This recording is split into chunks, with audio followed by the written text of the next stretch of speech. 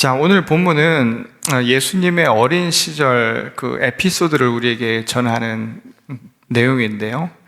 실상 이 소년 시절이라고 하죠. 그 예수님의 탄생과 관련된 이야기 이외에 예수님의 이 어린 시절을 전하는 유일한 기록이라고 할 수 있습니다. 왜냐하면 복음서의 대부분 내용은 공생애 이후에 예수님의 복음 사역이라고 하는 부분에 초점을 두고 있기 때문에 이 어린 시절의 예수님과 관련된 내용을 다루고 있는 부분은 거의 없죠. 바로 이 부분이 유일하다고 할 수 있을 겁니다.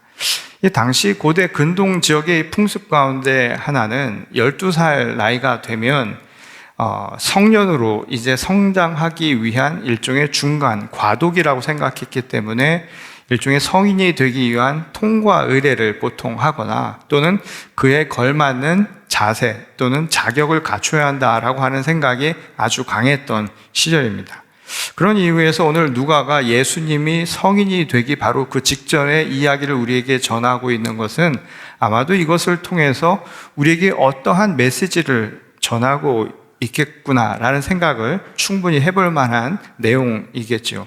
자, 오늘 본문에 따르면 이 유대의 성인 남자들이 1년에 3번씩 절기마다 예루살렘 성전을 방문하는 것처럼 예수님도 그의 가족들과 함께 예루살렘 성전에 방문했다라고 하는 이야기가 나오죠. 온 가족이 다 함께 예루살렘 순례길에 오른 걸 보면 뭐 당연한 이야기겠지만 가족 구성원 모두가 신앙심이 굉장히 깊었다고 할 수 있겠고, 또 다른 한편으로는 아직 소년기에 있었던 예수님에 대한 이 부모의 염려도 한몫하고 있었을 것이다 생각을 해볼 수 있습니다. 이 당시 순례는 유월절을 맞이해서 이루어졌던 것인데, 유월절은 8일 동안 걸쳐서 이 행사를 진행을 합니다. 그러니까 만일 소년 예수가 예루살렘에 갔다면 8일이라고 하는 시간을 그 낯선 곳에서 홀로 있어야 했기 때문에 아마도 가족들이 그냥 보내기는 어려웠을 것이라고 미루어 짐작할 수 있죠. 자, 그런데 오늘 이야기는 이 행사를 다 마치고 난 뒤에 돌아오는 길에 일어난 한 에피소드를 전하고 있습니다. 자, 어쩐 일인지 요셉과 마리아는 하루길을 지나서 행사가 끝나고 집으로 돌아오는 길이 돼서야 아들이 없어졌다라고 하는 사실을 알아채게 되죠. 이 당시의 순례길은 가족 단위로 간 것이 아니라 대체적으로는 그 마을, 같이 순례단을 이루듯이 그 아주 큰 단위로 움직였습니다. 그게 안전하고 또 이왕 가는 것이니까 아마 그런 단위로 갔을 가능성이 굉장히 크기 때문에 아마 이런 일들이 종종 있었다고 해요.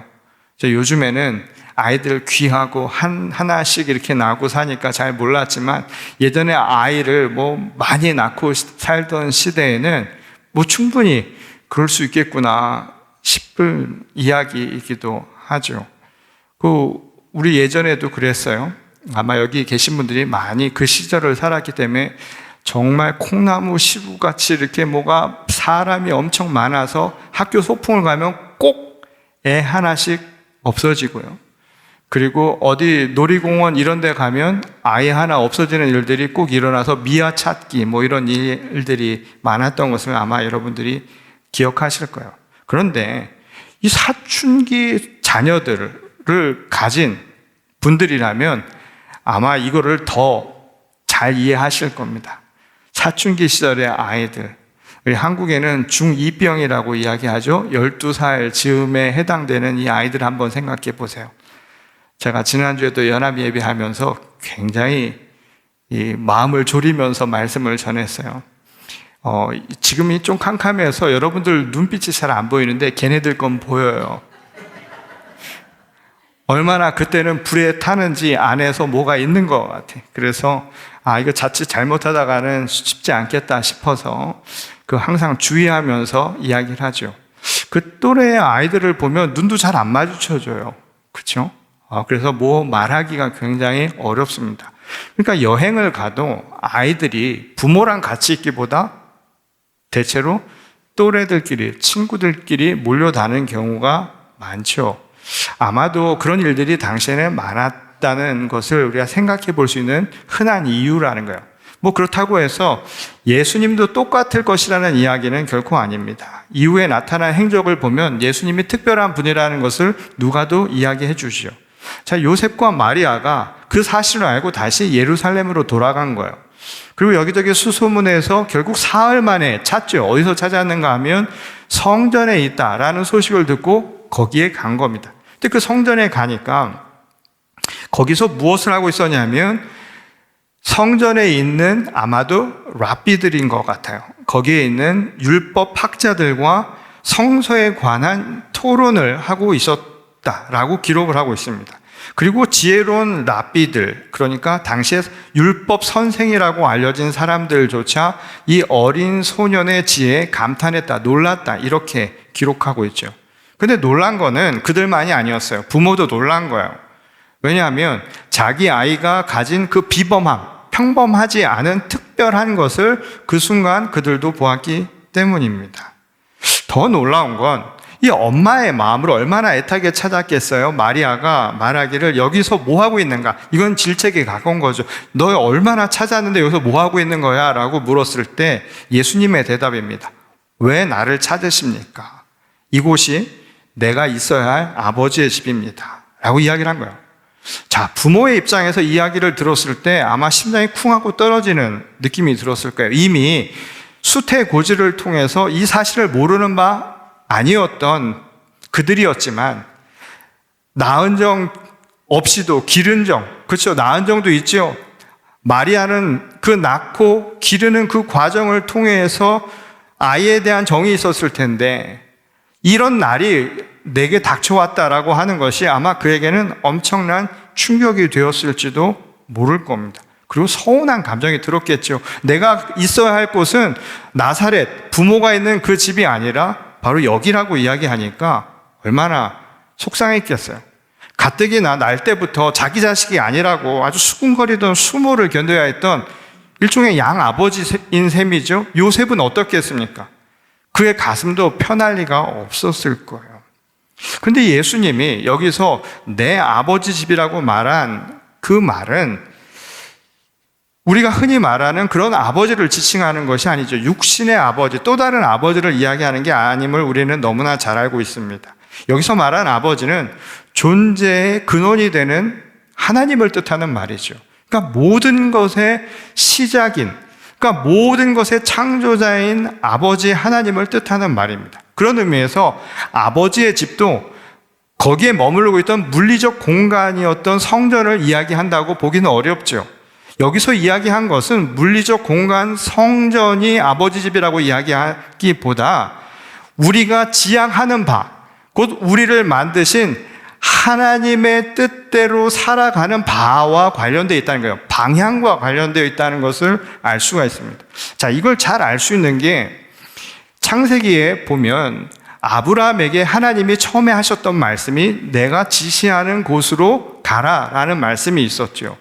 그때 그 말씀도 특정한 공간으로 이동하는 것, 이주하는 것도 한 의미였겠지만 문자적 의미로는 더 중요한 의미는 그것이 아니라 하나님의 뜻을 따라 사는 삶이라고 이야기할 수 있는 거예요. 아브라함에게 중요한 것은 어떤 특정한 지역으로 이주한 게 중요한 게 아니라 이제 삶의 자리가 하나님 중심으로 바뀐 것, 하나님이 지시한 삶으로 삶의 방향이 바뀐 것이 중요했던 것이죠. 그것처럼 여기서 말하는 아버지의 집도 단순히 머물러야 할 하나님의 예배의 공간을 이야기한다기보다 하나님의 말씀을 따라 살아가는 삶을 애둘러 표현한 것임을 알 수 있습니다. 자, 이거는 마태복음 28장에 보면 부활의 사건에서도 등장을 하는데요. 마태복음 28장 보면 부활하신 예수님이 그를 찾아온 여인들에게 이렇게 말씀을 하세요. 이제 가서 너희 형제들에게 이야기하기를 갈릴리로 가라. 내가 그곳에 있을 테니까 갈릴리로 오면 나를 만나리라. 이렇게 말씀하시는 구절이 나옵니다. 자, 갈릴리라고 하는 곳은 제자들에게는 자기가 왔던 곳이에요. 무슨 말이냐면 삶의 터전이에요. 예전에 물고기 잡고 살았던 원래의 삶, 바로 그곳으로 돌아가라는 거예요. 예수는 어디서 만날 수 있는가? 바로 거기서 만날 수 있다.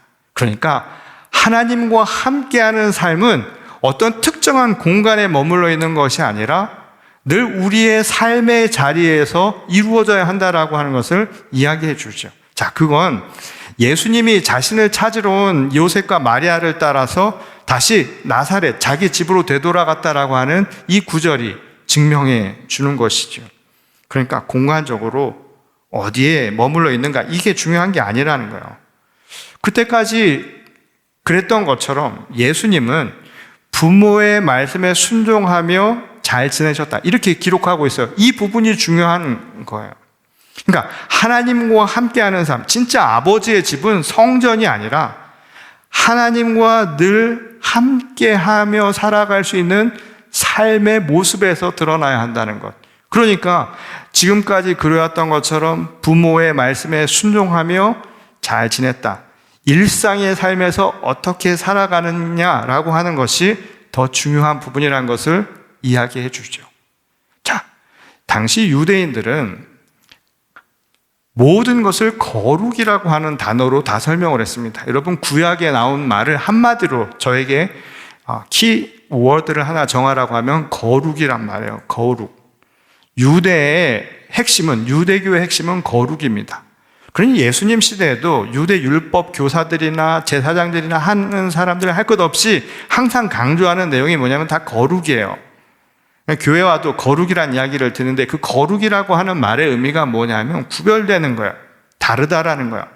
그래서 유대 율법에서는 어떻게 가르쳤냐면 먹을 것, 입을 것, 사람들과 구별해서 해야 된다고 가르쳤어요. 그렇죠?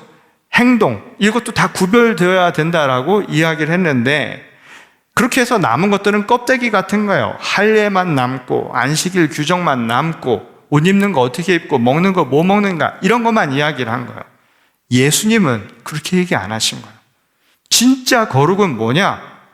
그냥 성전에 머물러서 그럴싸한 옷을 입고 그럴싸한 먹을 만한 것들만 먹는다고 해서 거룩이 아니라는 거예요. 여러분의 삶에서, 여러분들이 하루하루 살아가는 일상에서 실현되어야 한다는 거예요. 그게 진짜 거룩이고, 그게 아버지의 집에 머무는 자의 모습이고, 그것이 바로 날마다 하나님과 동행하는 삶이라는 거예요. 자, 여러분, 시편 말씀에 1편 말씀을 보면 가장 먼저 나오는 게 뭐냐면 복 있는 자가 어떤 자냐고, 날마다 주야로 율법을 묵상하며 살아가는 자라고 이야기를 하는데, 그렇게 살아가는 삶은 어떤 특정한 공간에서 율법에 따라서 살아서만이 아니라 내가 살아가는 매일의 일상이 하나님과 함께하는 기쁨 가운데 있을 때 그게 진짜 신앙인, 진짜 거룩한 자의 모습이라고 이야기할 수 있다는 거예요. 오늘 이 짧은 스토리는 우리에게 바로 그 이야기를 전하는 것입니다. 자, 영국의 이 화가인데요, 이 존 에버렛 밀레이라고 하는 사람의 1849년도 작품인데요, 제목이 목공소의 예수예요. 여러분들이 그림을 보시면 뭐 그냥 한눈에 알아보실 거예요. 이 장면은 어린 예수가 양아버지죠, 요셉의 직장이라고 할 수 있을 만한 목공소에서 일하는 이 일터를 보여줍니다. 근데 거기에서 아마 소년 예수가 손에 상처를 입은 것 같아요. 그 장면을 묘사한 거죠. 자, 흐릿하긴 하지만 발을 잘 보시면 발에도 핏자국이 있습니다. 그러니까 이 작가는 이 어린 예수가 곧 장차 십자가에서 우리를 구원할 그분이라고 하는 사실을 알려주죠.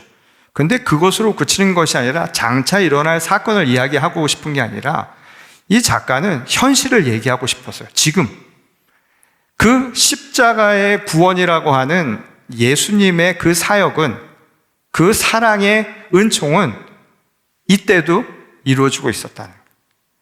현실에서, 우리 삶의 현장에서 실상은 매일같이 이루어지고 있었다라고 하는 사실을 보여주고자 했다는 거예요. 옆에 보면은 물그릇을 든 아이가 보이는데 세례 요한을 묘사한 것이죠. 그리고 저 뒤편에 창밖을 보게 되면 거기에 들판에 어린 양떼들이 있죠. 예수님의 복음의 궁극적인 대상을 뜻하는 것이기도 하지만 어린 양으로 오신 예수님을 상징하는 것으로 사용한 거예요. 자, 이 모든 우리가 알고 있는 신앙의 중요한 일들이 이 한 장면 안에 다 들어놓은 거예요. 무엇을 얘기하냐면 이 모든 것이 어떤 한 시점에 서로 다르게 이루어진 게 아니라 실상은 날마다 우리 삶 가운데 이루어지고 있다라고 하는 것을 가르쳐 주죠. 그리고 우리에게 질문을 던지는 거예요. 아버지의 집에서 사는 것, 그건 결국 무엇을 의미하는가?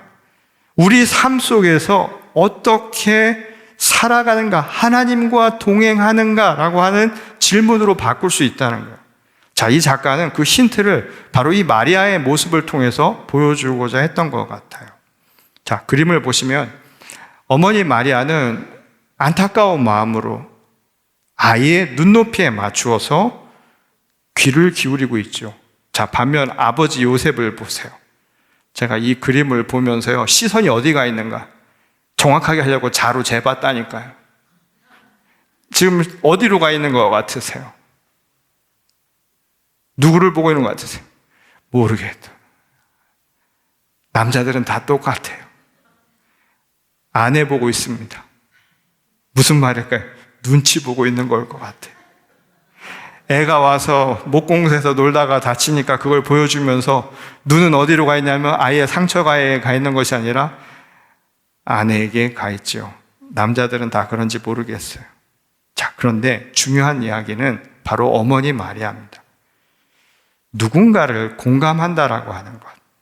자, 우리가 어떻게 살아가는가 하는 것에 아주 중요한 하나의 키워드가 되는 공감에 대한 이야기를 보여주는데, 누군가를 공감한다는 것은 아픈 걸 그냥 보는 게 아니에요. 그리고 다른 사람의 시선을 의식하는 것도 아니에요. 그와 같은 자리에서 그의 아픔을 경청하고 그것을 내 마음에 둘 수 있을 때, 그게 진짜 공감하는 겁니다. 자, 오늘 본문 51절을 보면 어머니 마리아의 마음을 이렇게 묘사한 부분이 나옵니다. 이 모든 말을 마음에 두니라. 지금 마리아는 아이의 그 모든 것들을 내 마음에 두었다는 거예요.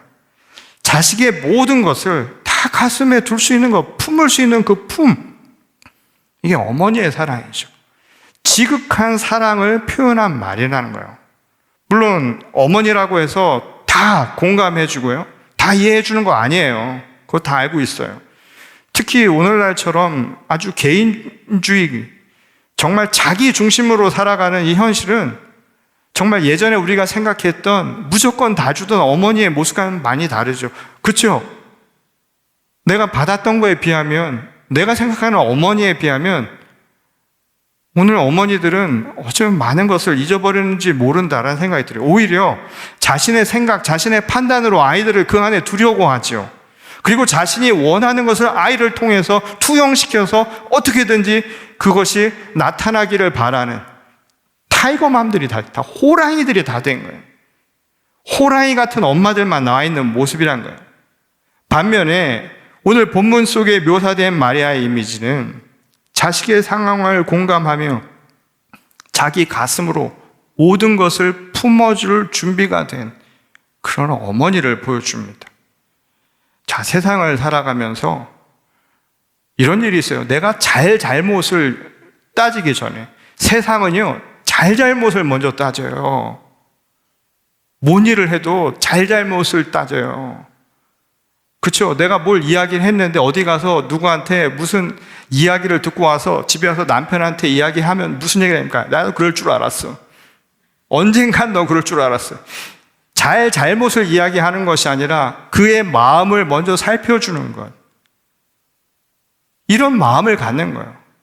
자식을 향한 부모의 마음을 한번 생각해 보세요. 그가 무엇을 했는가? 그 이전에 먼저 그의 마음을 살펴보는 거예요. 이런 품을 한 사람이라도 갖고 있다면 세상은 살만한 곳입니다. 내가 어딘가 기댈 곳이 있다고 생각한다면 사람은 쉽게 포기하지 않아요. 그건 소년 육신을 가진 예수님도 마찬가지였던 겁니다. 오늘 본문 마지막 구절인 52절에 보면 예수는 지혜와 키가 자라가며 하나님과 사람에게 더욱 사랑스러워 가시더라. 예수님도 부모뿐만 아니라 그 주변 사람들로부터 사랑을 듬뿍 받으며 성장했다는 거예요. 자, 우리는 예수님을 생각하면 우리를 위해 십자가에 달려 돌아가신 것만 생각했는데 이 이야기는 우리에게 다른 면을 보여주죠. 온 인류를 구원하시기 위해 오신 예수님의 모습, 그것은 하나님의 사랑을 우리에게 실현하기 위해 오신 것입니다. 그런데 그 사랑을 가지고 오신 예수님도 세상을 살면서 사랑을 받으며 컸다는 거예요. 그러니까 예수님의 생애는 하나님의 사랑을 전하기 위해 오셔서 사람들의 사랑을 받고 자라나서 사람들에게 그 받은 사랑을 다시 베풀고 가신 삶이라고 해도 틀리지 않은 것이죠. 그리고 우리에게 말씀하신 것도 바로 그 사랑을 나누라고 하신 것 아닙니까? 나태주라는 시인이 사랑이라고 하는 말을 이렇게 정의를 내린 바가 있어요. 사랑은 우리 가슴에 늘 준비된 마음이라고. 우리 마음에는 이미 사랑이라고 하는 것이 다 담겨 있다는 거예요. 왜냐하면 우리는 이미 하나님으로부터 사랑을 받은 존재이고 우리가 살아서 지금까지 있다는 것은 누군가로부터 사랑을 이미 받았다라는 증거라는 거예요. 어린 시절 우리는 누구의 도움 없이는 절대 살아갈 수 없는 유약하고 유한한 존재이기 때문입니다. 그래서 누구든 누구를 사랑할 준비를 우리는 늘 하고 있다고 그는 말합니다. 그래서 만일 지금 사는 게 우울하고 슬프고 불안하고 불행하다면 그건 사랑받지 못해서가 아니라는 거예요. 사랑하지 못해서라는 겁니다. 자, 이걸 한번 증명해 볼까요? 자, 여러분 눈을 한번 잠깐 감아 보세요. 오늘 마지막 주일인데 뭐 이쯤은 해보죠.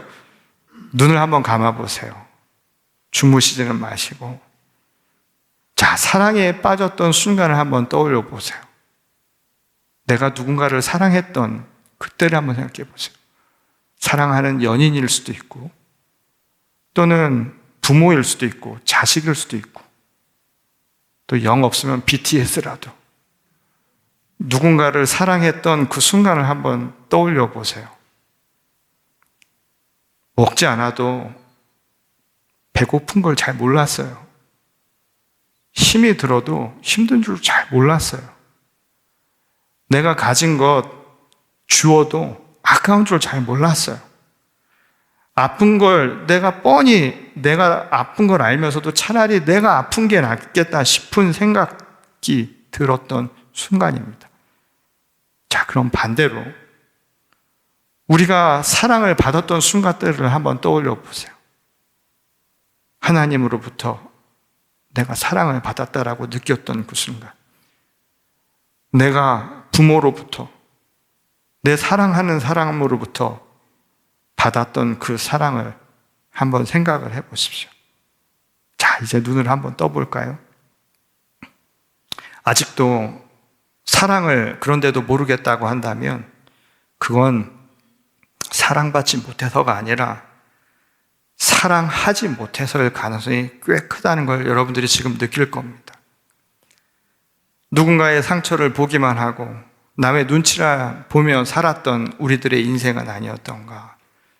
정작 누구의 입장에서 공감하며 그를 가슴으로 품으려 하지 않았던 것은 아닌가. 오늘 우리들을 생각해 보는 겁니다.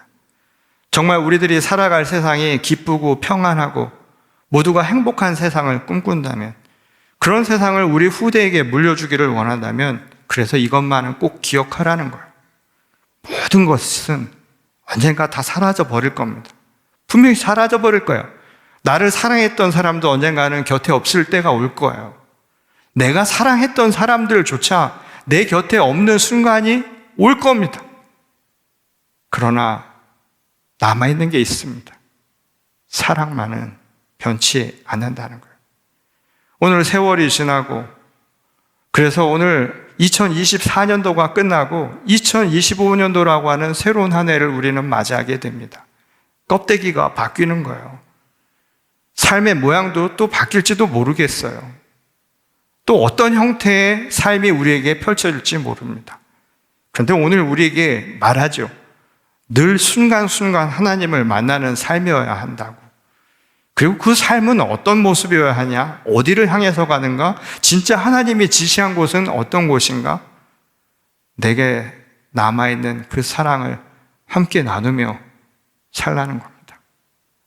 지난 한 해를 그런 의미에서 함께 사랑의 공동체로 서로 이해해 주시고 배려해 주시고 보살펴 주신 모든 분들께 감사를 드립니다.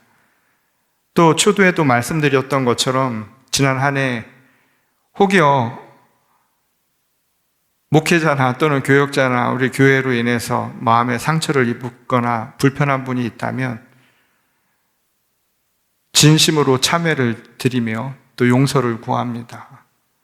또 이런 용서가 말뿐인 것이 아니라 또 변화되기 위한 진심의 노력이라고 받아주시고 또 여러분 각자의 삶에서도 서로 관계 속에서 아직 해결되지 않은 것들이 있다면 용서를 구하고 또 용서를 해주고 서로를 공감하고 서로를 가슴에 품어 안는 그런 신앙을 실천하면 좋겠습니다.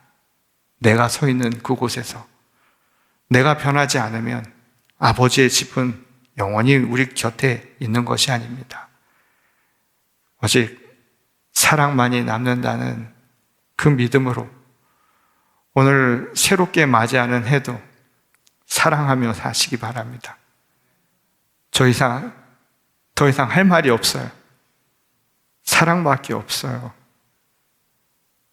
사랑밖에 없습니다. 서로 사랑하며 우리 교회가 그런 공동체가 되었으면 좋겠습니다. 이제 2025년도 저희 교회로는 50살 희년을 맞이하는 해입니다. 많은 일들이 있겠지만 저는 계획된 것들이 다 되리라고 생각하지 않고 또 그러지 않아도 괜찮다고 생각이 들어요. 또 하다 보면 잘 못할 수도 있어요. 제가 아마 또 이렇게 우리 목사님은 그런 거 못하냐고 또 그런 소리 또 들을 만한 일을 또 그런 짓을 할지 몰라요.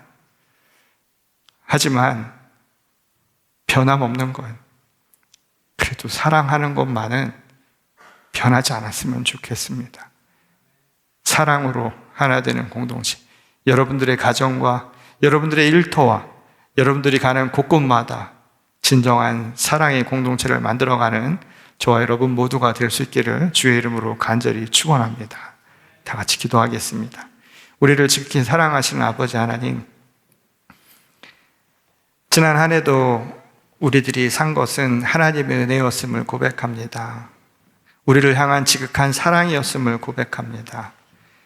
때로는 우리 자신의 판단과 또한 우리 자신이 생각하는 그 정의로움으로 인해서 또 누군가에게 상처가 되기도 했고 또 스스로 상처를 받으며 살았던 올 한 해였습니다. 또 우리가 사랑하는 우리 고국에서는 정치적인 큰 혼란 속에서 어려움을 겪고 있습니다. 분열과 분쟁이 일상화된 현실을 살아갑니다. 또 지구촌 곳곳에서는 여전히 어떠한 이유로 정당화될 수 없는 이유로 서로를 죽음으로 몰아가는 이 참혹한 현실을 여전히 우리는 살아가고 있습니다. 이런 현실 속에서 우리는 방관자로 살아가야만 하는 것인가? 물론 우리는 내 삶에서 내 가까운 곳에서 그 사랑을 실천하며 살았습니다. 그러려고 부단히 애를 쓰며 살았습니다. 이제 2025년도에는 그냥 내 주변만 살피고 혹여 그게 사랑인지 아니면 내 욕심인지도 모르는 그런 아슬아슬한 사랑이 아니라 정말 누군가를 가슴으로 품을 수 있는 그리고 함께 공감할 수 있는 그런 신앙을 펼쳐나갈 수 있기를 소원합니다. 그래서 2025년도는 적어도 우리가 지나왔던 2024년도보다 더 밝고 더 아름답고 우리의 발걸음도 좀 더 경쾌해진 한 해가 될 수 있기를 소원합니다. 그런 세상을 만들고 그런 교회를 함께 이루어갈 수 있도록 주님, 오늘 이 시간 우리의 고백과 결단을 받아 주시옵소서. 이제 2024년을 마감하며 새로운 한 해를 준비하는 모든 이들에게 하늘의 은총을 더없이 내려주시옵소서. 사랑만이 남는다는 그 명료한 그 말씀을 저희들이 마음에 깊이 세우고 이제 새로운 한 해를 준비하는 저희 모두가 되게 하시기를 원하옵고 우리를 구원하신 주 예수 그리스도의 이름으로 감사하며 기도드렸습니다. 아멘.